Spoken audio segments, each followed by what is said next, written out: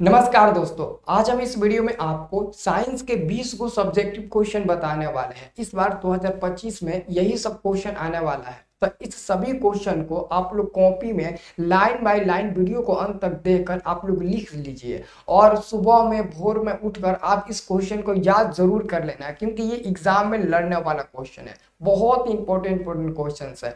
तो हमको उम्मीद है कि आप सभी क्वेश्चन को अच्छे से जरूर लिखिएगा, ताकि आपका साइंस में सब्जेक्टिव में भी बहुत अच्छा नंबर आए, ठीक है ना। और सभी लोग चैनल को सब्सक्राइब भी कर लीजिएगा, क्योंकि ऐसा ऐसे आपको वीडियो मिलेगा हर सब्जेक्ट का। अभी आपको संस्कृत का मिलेगा, हिंदी का भी मिलेगा, ठीक है। तो चलिए हम वीडियो स्टार्ट करते हैं। इसमें 20 को क्वेश्चन बहुत ही बेहतरीन ढंग से आपको बताएंगे और सभी क्वेश्चन को लाइन बाय लिखना है। लिखिएगा तभी राइटिंग सुधरेगा, लिखिएगा तभी आपका लिखने का प्रैक्टिस यानी कि जो टाइमिंग रहेगा वो परफेक्ट रहेगा, और लिखिएगा तभी ये क्वेश्चन आपको याद होगा। अगर नहीं लिखिएगा, ऐसे ही करिएगा तो नहीं याद होगा। तो जो लड़के अच्छे नंबर लाना चाहते हैं, आप जरूर इसे अवश्य लिखना कॉपी में, ठीक है ना। देखिए पहला नंबर ये क्वेश्चन है केमिस्ट्री का। दोस्तों केमिस्ट्री में ये क्वेश्चन इस बार पूछा जाने वाला है। क्वेश्चन है कि साबुन और अपमार्जक में अंतर लिखे। साबुन और अपमार्जक में अंतर लिखना है। आपको भी बोर्ड एग्जाम में कॉपी मिलेगा, तो ऐसे आप दो भागों में बांट लेना। दो भागों में एक भाग में साबुन रख देना और एक भाग में अपमार्जक रख देना, ठीक है ना। और इधर साबुन में पहला लिखिएगा तो उधर अपमार्जक में भी पहला लिखना है आपको, ठीक है ना। तो अगर 2 नंबर का पूछेगा तो 2 गो से 3 गो, और टाइम मिले तो 4 गो भी लिख सकते हो, लेकिन हम आपको 4 गो बताएंगे, ताकि 4 गो ना याद हो तो 3 गो कम से कम याद हो, 2 गो याद हो तो आप आराम से लिख सकते हो, ठीक है ना। तो देखिए हम इधर पहला लिखेंगे साबुन में, यह जल में कम घुलनशील होता है। साबुन को जल में डालोगे तो बहुत जल्दी नहीं घुलेगा, लेकिन अपमार्जक को जल में डालोगे तो बहुत जल्दी घुल जाता है। मतलब कि जो सर्फ होता है, सर्फ से हम लोग कपड़ा खींचते हैं ना, उसको अगर जल में डालते हैं तो बहुत जल्दी घुल जाता है, पानी में मिल जाता है, ठीक है।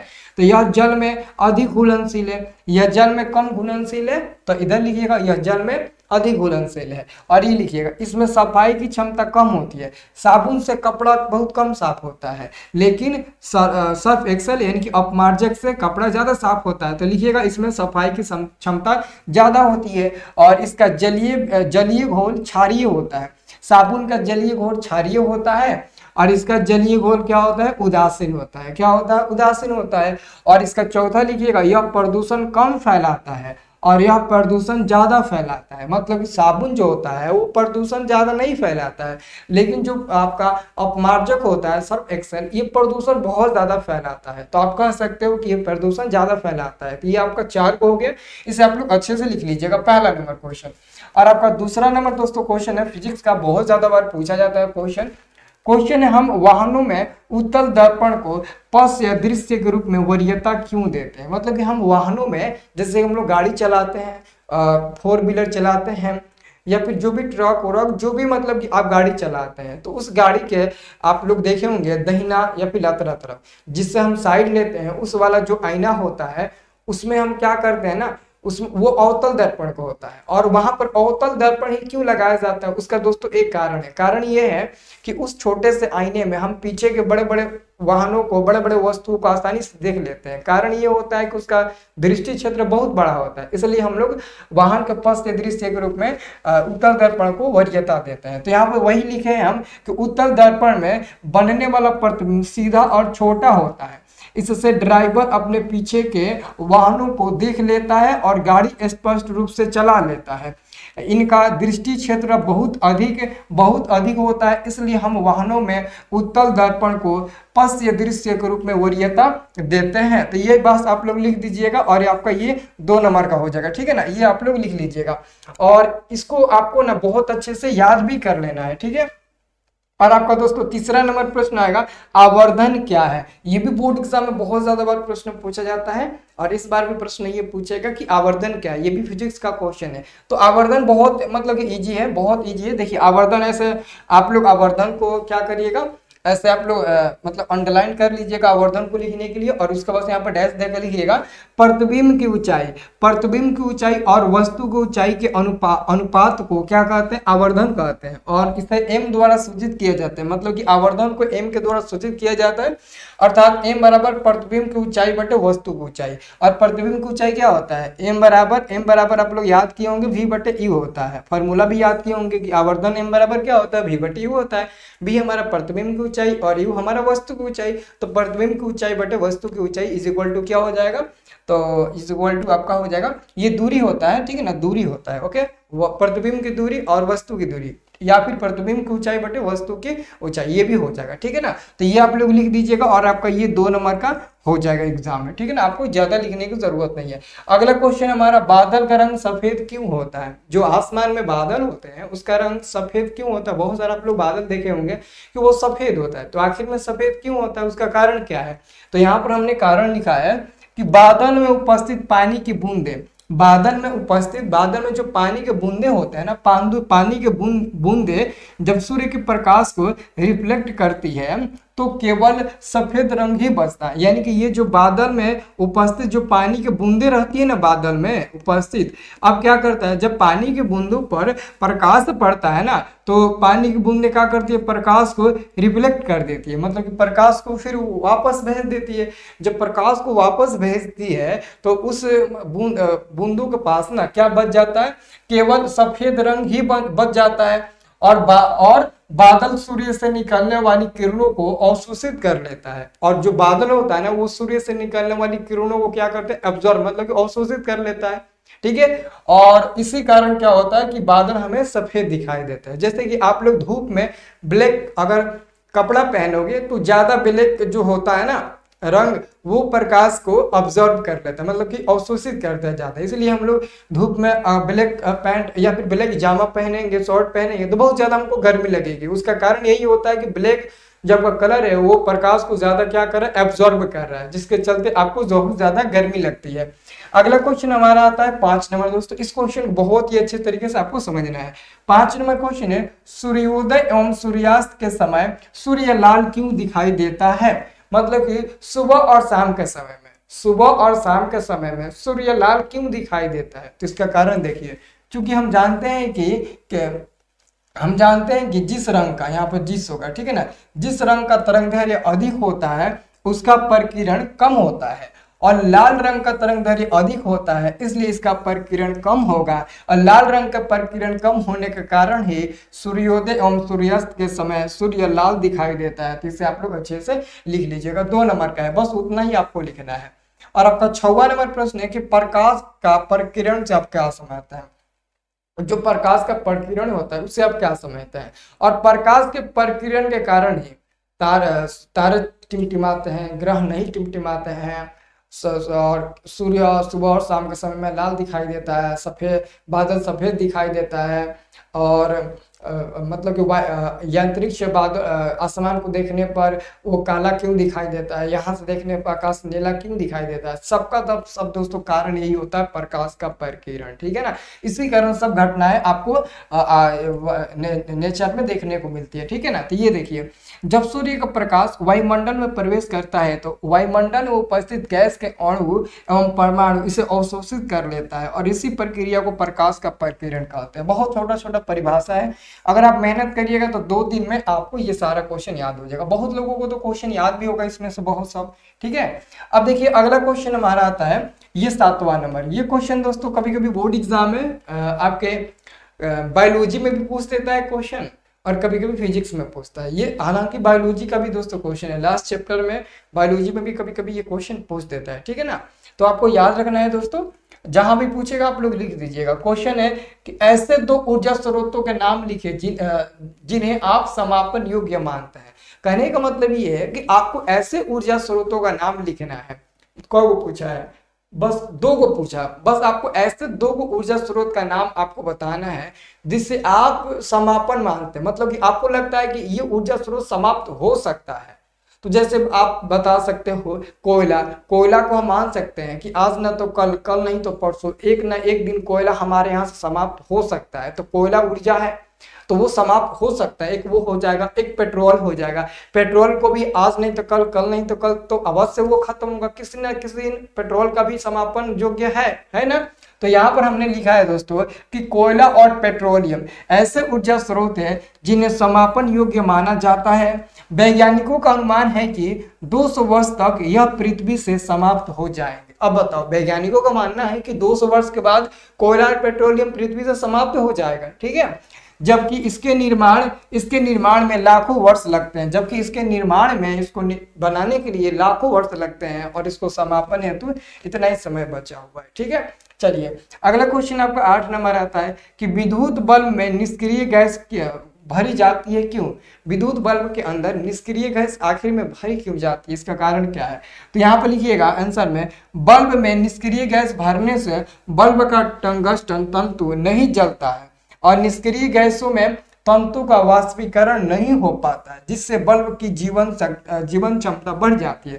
मतलब कि जो बल्ब के अंदर टंगस्टन की जो तार होती है ना, टंगस्टन जो होता है वो जलता नहीं है, इसी कारण मतलब कि वो खराब नहीं होता है, वो अधिक मतलब ना अधिक टेम्परेचर के प्रभाव से गलता नहीं है, जिसके कारण उसके अंदर निष्क्रिय गैस भरी जाती है। वो उसको मतलब ना अधिक समय तक अधिक समय तक जीवित रखने के लिए वहां पर निष्क्रिय गैस उसके अंदर भरी जाती है, जिसके चलते वो टंगस्टन का तार टूटे ना, ठीक है ना। आप लोग बल्ब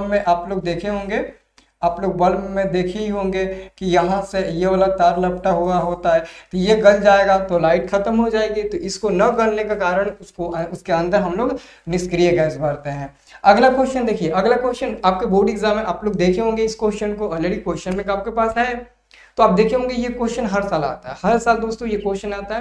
तो इस क्वेश्चन को आपको बहुत ही अच्छे से समझना है। हर साल आपको बोर्ड परीक्षा में ये क्वेश्चन आता है, हर साल आपको बोर्ड परीक्षा में ये क्वेश्चन आता है। क्वेश्चन है आपका 9 नंबर कि दृष्टि दोष क्या है, यह कितने प्रकार के होते हैं? दृष्टि दोष क्या है, यह कितने प्रकार के होते हैं? तो आप लोग यहाँ पर हेडलाइन देकर लिखिएगा दृष्टि दोष। पहले दृष्टि दोष ब्लैक पेन से हेडलाइन दे दीजिएगा, उसके बाद से लिखिएगा, जब किसी वस्तु का प्रतिबिंब आंख की रेटिना पर स्पष्ट रूप से नहीं बनती है तो इस दृष्टि दोष को दृष्टि दोष कहते हैं। और दृष्टि दोष 4 प्रकार के होते हैं। देखिएगा ना, तो बहुत जगह पर दृष्टि दोष 3 प्रकार का नाम दिया होगा, लेकिन एक्चुअली में दोस्तों दृष्टि दोष 4 प्रकार का होता है। पहला होता है निकट दृष्टि दोष, दूसरा होता है दीर्घ दृष्टि दोष, तीसरा होता है जड़ दृष्टि दोष, चौथा होता है अभिमुखता, ठीक है ना। ये 4 प्रकार के होते हैं। तो चारों का आपको नाम लिख देना है, कितने प्रकार के होते हैं? 4 प्रकार के होते हैं, चारों का नाम हमने लिख दिया। अब यहाँ पर भी आप लोग लिख सकते हो, ऐसे आप लोग पॉइंट बाय पॉइंट बनाकर लिख सकते हो कि निकट दृष्टि दोष को दूर करने के लिए अवतल लेंस का उपयोग किया जाता है। मतलब कि निकट दृष्टि दोष को दूर करने के लिए अवतल लेंस का उपयोग किया जाता है। बहुत बार एग्जाम में ऑब्जेक्टिव में पूछा जा चुका है। और दीर्घ दृष्टि दोष को दूर करने के लिए उत्तल लेंस का उपयोग किया जाता है। ये भी बोर्ड एग्जाम में बहुत ज्यादा बार प्रश्न आप लोगों से पूछा गया, ठीक है ना। इसे भी आप अच्छे से याद कर लीजिए। अगला क्वेश्चन आपका 10 नंबर है। कोई 2 बार कोई लिख दिए। कोई 2 बल रेखाएं आपस में एक दूसरे को क्यों नहीं काटती है? ये फिजिक्स का क्वेश्चन है, ये फिजिक्स का दोस्तों आपका क्वेश्चन है। आपको याद रखना है कि कोई 2 बल रेखाएं आपस में एक दूसरे को क्यों नहीं काटती है। इसका आंसर लिखिए, कोई 2 बल रेखाएं एक दूसरे को नहीं काटती है। यदि वह काटे तो इसका तात्पर्य होगा कि कटान बिंदु से उत्तर ध्रुव पर लगा परिणामी बल 2 दिशाओं में होगा, जो असंभव है, जो कि संभव नहीं है, असंभव है। इसलिए दोस्तों कोई भी 2 बल रेखाएं आपस में एक दूसरे को नहीं काटती है, ठीक है। और ये आपका दोस्तों आता है 11 नंबर प्रश्न। 11 नंबर आपका प्रश्न है कि लोहे की वस्तुओं को हम क्यों पेंट करते हैं? कोई भी लोहा की वस्तु होती है, चाहे घर का दरवाजा हो, घर का खिड़की हो, या फिर जहां भी आप लोग देखे होंगे लोहा का कोई भी सामान होगा, उसको पेंट कर देते हैं। तो आप इस क्वेश्चन को अपने मन से भी बना सकते हो, अपने मन से भी लिख सकते हो, लेकिन थोड़ा सा कंसेप्ट समझ लो और बेहतरीन ढंग से आपको समझ में आ जाएगा। तो आपको क्या करना, लिखना है कि लोहा हवा के साथ प्रतिक्रिया कर भूरी रंग का रासायनिक पदार्थ जंग बनाता है।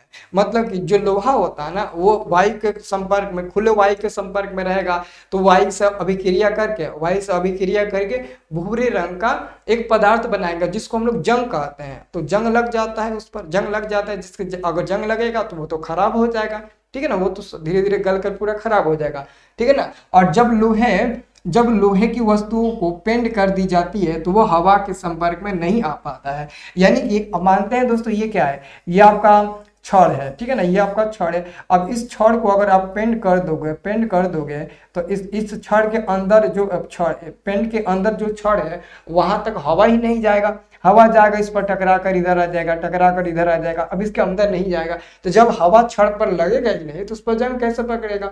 तो इसलिए हम लोहा की वस्तुओं को पेंट कर देते हैं ताकि वो हवा के संपर्क में ना आए, और हवा के संपर्क में नहीं आएगा तो उस पर जंग भी नहीं लगेगा।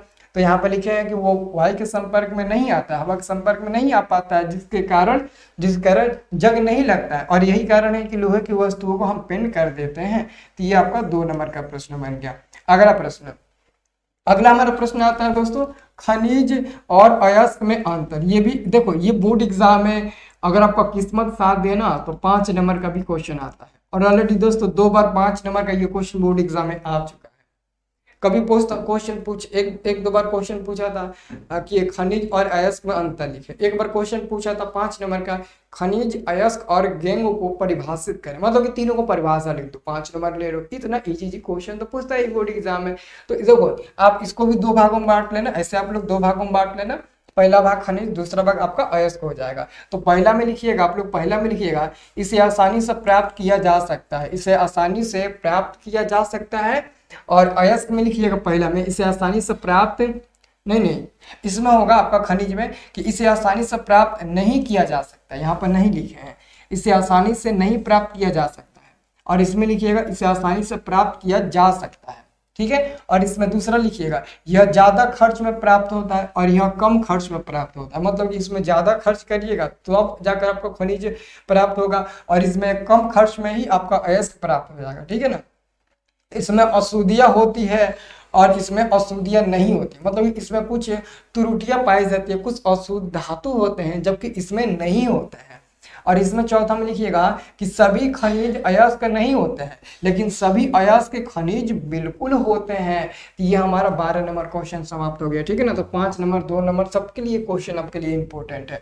अगला आपका क्वेश्चन दोस्तों कि भौतिक गुणों के आधार पर धातु और अधातु में अंतर लिखे। ये दोस्तों आज तक क्वेश्चन 5 नंबर में नहीं पूछा है, 2 नंबर में पूछा है। लेकिन आपको एक और बात बता देते हैं, यहाँ पर मैंने लिखा भौतिक गुण के आधार पर। अगर यही क्वेश्चन यहाँ पर रासायनिक गुण के आधार पर कहेगा तो बोर्ड एग्जाम में वो क्वेश्चन आप समझ लेना है कि 5 नंबर का पूछेगा। देखिए भौतिक के आधार पर धातु और अधातु के अंतर बहुत ईजी है, लेकिन रासायनिक गुण के आधार पर धातु और अधातु में अंतर थोड़ा डिफिकल्ट है, थोड़ा लंबा है, प्रोसेस उसका परिभाषा भी अलग है, थोड़ा उदाहरण भी उसमें देना पड़ता है, इसलिए वो 5 नंबर का पूछता है। लेकिन वो भी बहुत ईजी है, ठीक है। तो वो भी हम आपको बता देंगे, याद कर लीजिएगा। इसको भी आपको क्या करना है, 2 भागों में ऐसे बांट लेना है। 2 नंबर का ये क्वेश्चन आएगा और आपको लिखना है इधर धातु और इधर अधातु। तो इधर लिखिएगा धातुएं चमकदार होती है, ठीक है, और अधातुएं चमकदार नहीं होती है। अपवाद में आयोडीन और ग्रेफाइट ये चमकदार होती है।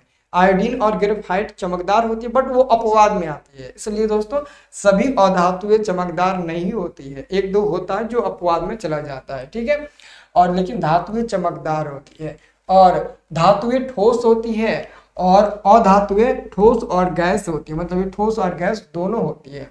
और इसमें लिखिएगा तीसरा में कि धातु आघातवर्ध और तन्य होती है, मतलब कि धातु बहुत ज्यादा आघातवर्ध तो तन्य होती है। जैसे कि सोना आपका हो गया, सोना को आप तान कर कितना लंबा नहीं कर सकते हैं, लेकिन वही तो सोना धातु है ना, और वही अगर अधातु में आइएगा तो अधातु आघातवर्ध और तन्य नहीं होती है, मतलब ये ज्यादा लंबा इसको तान कर हम लोग नहीं बना सकते हैं, जबकि इसमें ज्यादा हम लोग धातु को तान कर लंबा बना सकते हैं, ठीक है। और ये देखिए धातु ऊष्मा एवं विद्युत का सुचालक होता है, धातु ऊष्मा और विद्युत का सुचालक होता है, और जबकि अधातु ऊष्मा और विद्युत का क्या होती है, कुचालक होती है। ये कुचालक होती है, कुचालक और ये सुचालक, इधर सुचालक तो इधर कुचालक, बस सेम है।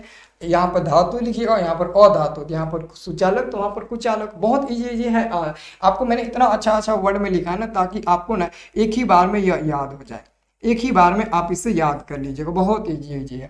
अगला क्वेश्चन देखिए, अगला क्वेश्चन आपका आता है 14 नंबर कि मिश्र धातु किसे कहते हैं। 2 मिश्र धातु का नाम लिखिए, मतलब कि आपको बताना है कि मिश्र धातु किसे कहते हैं और किन्हीं 2 मिश्र धातु का आपको नाम बताना है, ठीक है। तो यहाँ पर देखिए 2 या 2 से अधिक, 2 या अधिक दो या दो से अधिक भी लिख सकते हो, दो या अधिक धात्विक तत्वों के आंशिक या पूर्ण ठोस विलयन को मिश्र धातु कहते हैं। और एग्जाम्पल में हमने दिया पीतल क्या मिश्र धातु, स्टील मिश्र धातु, कांसा मिश्र धातु इत्यादि। तो ये आपको दो ही बताना है, जबकि मैंने तीन को ऑलरेडी नाम लिख दिया, तो इसमें से दो याद कर लीजिएगा, पीतल और स्टील। पीतल तो आपको पहले से याद है ऑब्जेक्टिव में कि पीतल क्या है, तो पीतल एक मिश्र धातु होता है, ये तो आपको बहुत पहले से याद है, ठीक है। उसके बाद से ये आपका केमिस्ट्री का नहीं फिजिक्स का क्वेश्चन है, बायोगैस। बायोगैस आपका फिजिक्स का क्वेश्चन है, ठीक है। तो देखिए बायोगैस आपसे क्वेश्चन पूछा गया कि बायोगैस किसे कहते हैं, बायोगैस किसे कहा जाता है, ओके। तो देखिए इसका आप लोग उत्तर लिखिएगा कि यह गैस वह मिश्रण है जो ऑक्सीजन की अनुपस्थिति में जैविक सामग्री के विघटन से उत्पन्न होती है।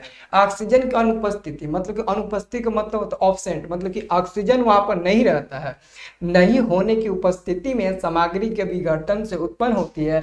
इसका मुख्य घटक मीथेन होता है। बायोगैस का एग्जाम में पूछा जाता है कि बायोगैस का मुख्य घटक कौन सा होता है, तो मीथेन होता है, जो ज्वलनशील है, जिसे जलाने पर ताप और ऊर्जा मिलती है। यह ऊर्जा का नवीकरणीय स्रोत होता है, मतलब कि जो बायोगैस होता है ना, यह ऊर्जा का नवीकरणीय स्रोत होता है, और नवीकरणीय स्रोत होता है, क्योंकि बायोगैस को हम समाप्त नहीं कर सकते, इसलिए ऊर्जा का नवीकरणीय स्रोत हुआ। उसके बाद से बायोगैस के मुख्य घटक मीथेन हो गया, carbon dioxide, hydrogen, sulphur dioxide, ये सब हमारा क्या होता है, तो बायोगैस का मुख्य घटक होता है। इसमें से 65% मीथेन होता है, मतलब कि इसमें से 65% मीथेन होता है, इसलिए मीथेन को बायोगैस का मुख्य घटक माना जाता है, क्योंकि सबसे ज्यादा मात्रा में इधर मीथेन है, ओके। तो ये हमारा 15 नंबर क्वेश्चन हो गया। अगला क्वेश्चन हमारा होता है बायोलॉजी का 16 नंबर। ये क्वेश्चन तो बोर्ड एग्जाम में आएगा, एकदम आएगा 100%। श्वसन क्या है, तो यहाँ पे इसका परिभाषा लिखिएगा। श्वसन क्या है, वह जटिल जैविक रासायनिक प्रक्रम, यहाँ पर वह लिख दीजिएगा, वह है, ठीक है ना, क्या है वह, तो वह जटिल जैविक रासायनिक प्रक्रम जिसमें कार्बनिक पदार्थों के चरणबद्ध ऑक्सीकरण के फलस्वरूप ऊर्जा मुक्त होती है, कार्बन डाइऑक्साइड तथा जल बनते हैं, श्वसन कहलाता है। यह एक औपचारिक क्रिया होता है, यह क्या होता है, औपचारिक क्रिया होता है। और श्वसन एक ऊष्माक्षेपी रासायनिक अभिक्रिया भी होती है। आप लोग ऑब्जेक्टिव में याद किए हो कि श्वसन एक ऊष्माक्षेपी रासायनिक अभिक्रिया है, तो आप यहाँ पर नीचे पॉइंट बाय पॉइंट बनाकर लिख सकते हो कि श्वसन एक प्रकार की ऊष्माक्षेपी रासायनिक अभिक्रिया भी होती है, या फिर श्वसन को ऊष्माक्षेपी रासायनिक अभिक्रिया के नाम से भी जाना जाता है। तो जितना बढ़ा सकते हो उतना बढ़ा सकते हो, ठीक है। और यहाँ पर आप लोग लिख दीजिएगा, ये देखिए एग्जाम्पल है, ये हमारा ग्लूकोज है, क्या है, C6H12। जब ये सूर्य की उपस्थिति में टूटा है तब क्या बना, कार्बन डाइऑक्साइड बनाया है, और प्लस में आपका क्या बना है, जल बनाया है, जल। तो देखो ये 6 और ये 6 हम इसलिए लिखे ताकि दोनों को हम संतुलित कर सके, इसलिए हमने दोनों जगह 6 लिखा है। जबकि ग्लूकोज को तोड़ेंगे ना तो CO2 और H2O बनेगा, दो चीज का निर्माण होगा, ठीक है। और प्लस में ऊर्जा भी आएगा, ऊर्जा भी आएगा, लेकिन ये ऊर्जा कितना कैलोरी का होगा, तो ये ऊर्जा होगा 2830 कैलोरी का होगा, ठीक है ना, किलो जूल का होगा, किलो यहाँ पर किलो जूल लिख देते हैं, किलो जूल का होगा, इतना होगा, ठीक है। तो इसे आप लोगों को अच्छे से याद कर लेना है कॉपी में लिखकर। अगला क्वेश्चन आप देखिए, अगला क्वेश्चन ये उसी का प्रकार है, जैसे कि अगर 5 नंबर का क्वेश्चन पूछ दिया कि श्वसन क्या है, इसके कितने प्रकार है, व्याख्या करें। तो श्वसन कितने प्रकार को, 2 प्रकार को होते हैं, दोनों को व्याख्या करें। तो देखिए श्वसन को 2 भागों में बांटा गया, मतलब इसका 2 प्रकार होता है, एक होता है ऑक्सीय श्वसन, एक होता है अनाक्सीय श्वसन, और इसी को वायवीय श्वसन अवायवीय कहते हैं।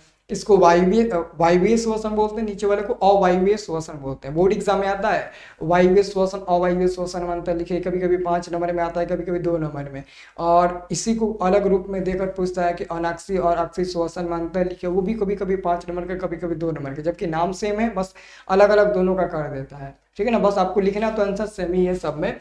तो यहाँ पर लिखिएगा अक्षीय श्वसन, श्वसन की वे अभिक्रियाएं हैं जिनके लिए ऑक्सीजन आवश्यक होती है, और अक्षीय श्वसन कहलाती है। इसमें 38 ATP प्राप्त होता है, मतलब कि ऑक्सीय श्वसन में 38 को ATP प्राप्त होते हैं, मतलब कि बनते हैं, और एग्जाम में पूछता है भी है कि 38 एटीपी किस में बनता है, तो ऑक्सी श्वसन में और अनॉक्सी श्वसन। और आप लोग इसमें इसमें आप लोग पॉइंट बाय पॉइंट बना के लिख सकते हैं कि ऑक्सी श्वसन को वायवीय श्वसन के नाम से जाना जाता है, ठीक है ना। आप ये भी लिख सकते हो, ठीक है। और ये भी लिख सकते हो उसमें पॉइंट बाय पॉइंट बनाकर कि वायवीय श्वसन से अधिक ऊर्जा प्राप्त होती है, ठीक है ना, ये भी लिख सकते हो। तो अनॉक्सी श्वसन लिखिए कि श्वसन की वे अभिक्रियाएं जिनके लिए ऑक्सीजन आवश्यक नहीं होती है अनॉक्सी श्वसन कहलाती है। इसमें 8 को एटीपी बनता है, इसमें मात्र 8 को बनता है, जबकि उसमें 38 को बनता है, 30 को उसमें ज्यादा बनता है, ठीक है। तो ये आपका हो गया। अगला क्वेश्चन आपका आएगा 17 नंबर, ये केमिस्ट्री का क्वेश्चन है।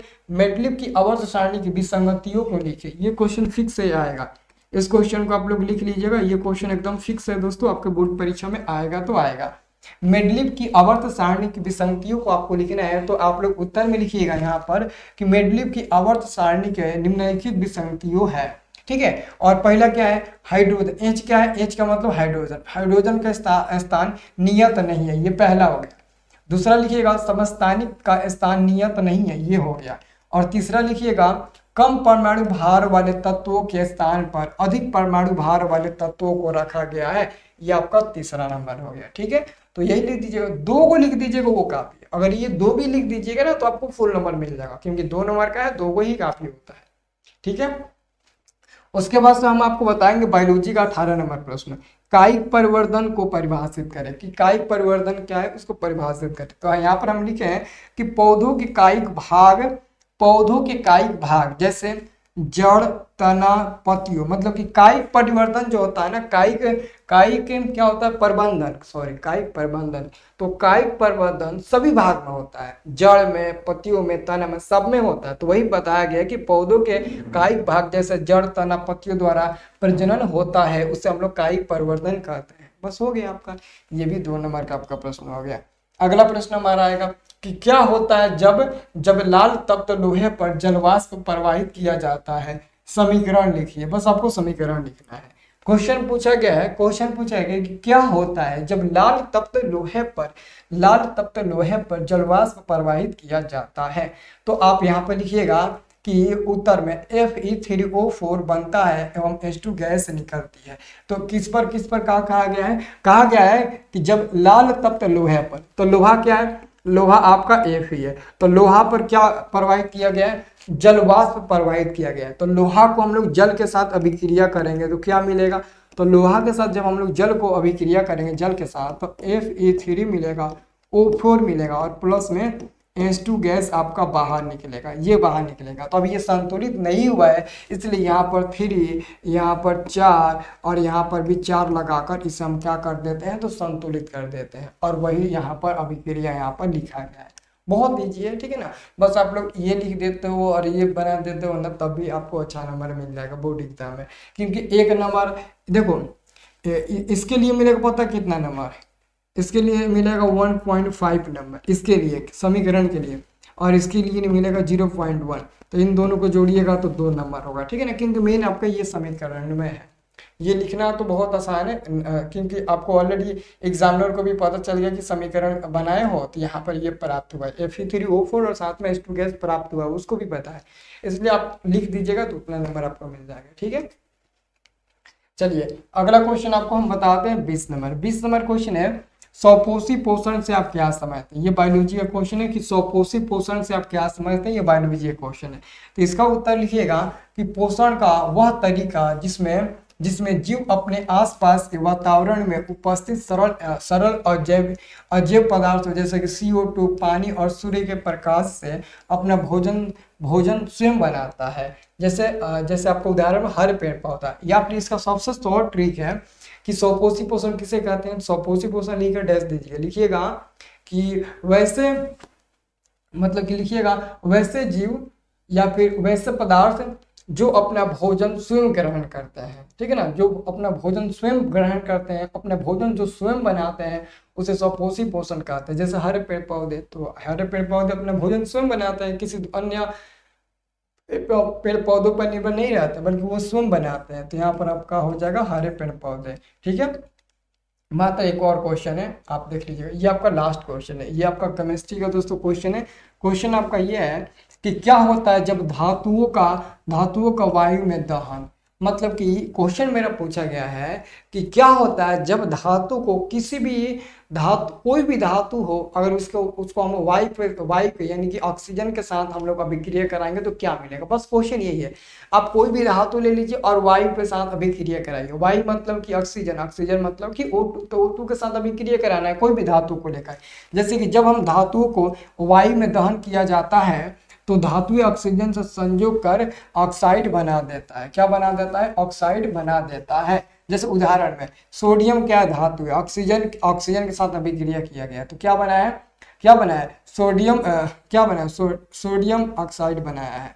यहाँ पर O छूट गया है, ठीक है ना, O छूट गया, सोडियम ऑक्साइड बनाया है। और मैग्नीशियम क्या धातु है, इसको ऑक्सीजन के साथ अभिक्रिया कराया गया है तो मैग्नीशियम ऑक्साइड बना दिया। बनाया कि नहीं? कोई भी धातु लेकर अभिक्रिया कराइए आपका ऑक्साइड में ही परिवर्तन होगा। तो यही तो आपको लिखना है बस। इसमें से एक ही उदाहरण दे सकते हो, 2 गो 3 गो 1 गो दे सकते हो, कोई दिक्कत नहीं, क्योंकि इसमें ये नहीं कहा है कि आपको 2 उदाहरण देना है, एक को नहीं कहा है तो आप एगो दे सकते हो उदाहरण, ठीक है ना। उदाहरण लेकिन देना बहुत जरूरी है, ठीक है। तो इस क्वेश्चन को आपको कॉपी में लिखकर खूब अच्छे से याद कर लेना है। सभी लोग इस क्वेश्चन को कॉपी में लिख लीजिएगा और खूब अच्छे तरीके से आप इसे याद कर लीजिएगा, ठीक है ना। और अगर आप लोग चैनल को नहीं सब्सक्राइब किए होंगे तो चैनल को जरूर सब्सक्राइब कर लेना और वीडियो को लाइक करना, ओके। और कमेंट में बताना कि अब किस चीज़ का आपको सब्जेक्टिव क्वेश्चन है इंपॉर्टेंट। जैसे कि मैंने आपको साइंस का पता, वैसे ही और सब्जेक्ट चाहिए तो आप कमेंट करके हमें ज़रूर बताइए, ठीक है।